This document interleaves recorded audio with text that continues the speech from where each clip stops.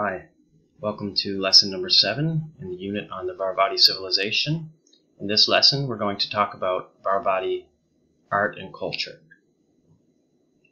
Okay, so first of all, much of Dvaravati art and culture was influenced by India, much like Dvaravati architecture was, and religion for that matter. So their music and style of dance was influenced by Indian culture, and we know that because of something called reliefs. Reliefs are like almost like carvings that are carved into the sides of walls and on the sides of buildings. Okay. However, Dvaravati reliefs were not necessarily carved, but made out of stucco, which again is like a style of plaster. So you can see an example of Dvaravati relief down here, and this relief depicts women playing music, and these musical instruments are actually from India, or at least they're influenced by Indian instruments. Okay, so you can see this woman here is playing a type of stringed instrument. This woman is playing a flute. There are also depictions of Dvaravati people playing harps and cymbals, which were clearly influenced or imported from India. Okay. There are also reliefs and pieces of art, Dvaravati art, showing Dvaravati people in Indian dance poses. So their style of dance was also influenced by India, as was their style of dress. And we're going to talk a little bit more about the way they dressed in a moment. But first of all, moving on to artistic styles.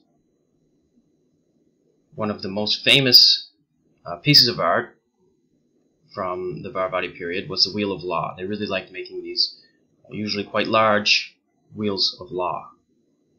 Okay, this one is located in the Bangkok National Museum. You can go there and see it sometime if you like. It's very beautiful, very large. And these were normally made out of stone. Okay, and they were normally accompanied by normally two figures of deer. Okay, so here's one figure, a statue of a deer, and normally there'd be another one on the other side. This one is missing the second deer statue. Okay. In regards to their Buddha images, once again, their Buddha images were very similar to the Indian Gupta style Buddha images. What does that mean? Well, first of all, they sometimes had a halo behind their head, so like the circular halo behind their head. This example does not have a halo behind its head, but many of them did. The eyebrows normally look like wings, so they were kind of attached in the middle, as you can see on this example right here.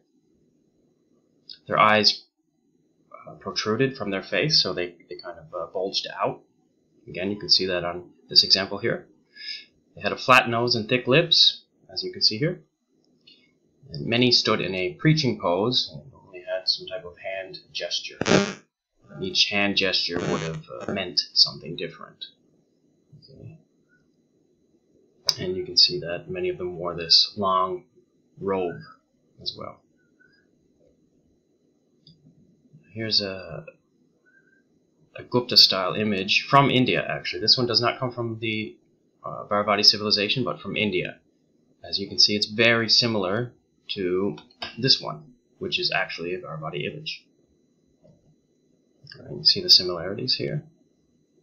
The wing-shaped eyebrows, the protruding eyes, large nose, large lips, flat nose rather, large lips, hand gestures, standing posture, long robe. Here's an example of a seated Buddha from the Dvaravati period. And this one is located in Nakhon Pathom, in front of Papathom Chedi, as you can see right here in the background.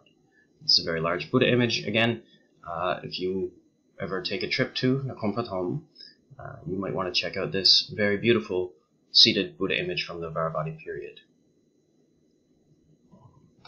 Alright.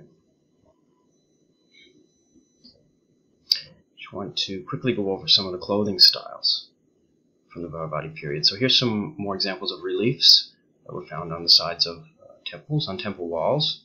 So as you can see, women wore shawls or dresses that they draped around their bodies. They wore it across their upper body and their lower body. Okay, and they wore metal bronze earrings and bracelets. And these were quite large and heavy, actually. You can see them depicted here. And also rings and necklaces made from glass beads or gemstones. Of course, we spoke about the glass beads. Many of them actually came from India. Okay. So they were imported from India. They wore their hairs, or rather, they wore their hair in large buns on top of their head. Again, you can see it here. With this image, you can see it here as well.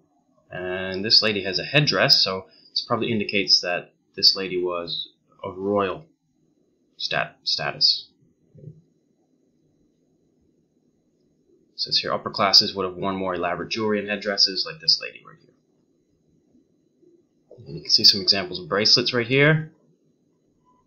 These large bronze earrings, which were quite heavy, or they might have been made of gold if these individuals were of higher status.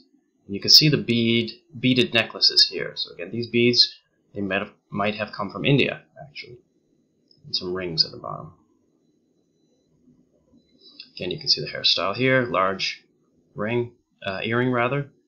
Another large earring, buns on top of the head, beaded necklaces.